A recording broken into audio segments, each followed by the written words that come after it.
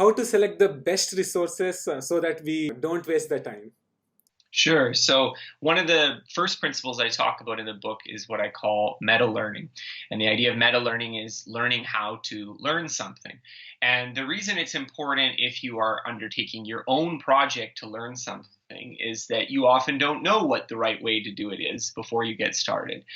And so, what often happens is that people don't find the best approach. They just kind of grab whatever is sort of nearby them. And if nothing's nearby them, then they don't learn it at all.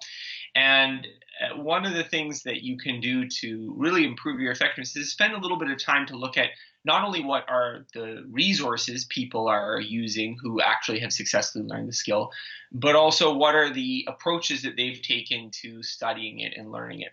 And this can be very effective, especially if you're going into a new sort of learning domain. It's not obvious what's the right way to approach it. So my classic example is learning languages. And if you look at how most people approach learning a new language, well, they go on their phone and they get some little app that lets you play some game, and 6 months later they still can't speak the language. Whereas if you actually talk to and interview people who learn many languages and are very successful with it, very often their approach looks quite different. It involves a lot of actual communicating with the language. They're speaking it, or even if they're not always speaking it, they're at least doing some kind of real communication with it. So they're reading or listening or doing something like that.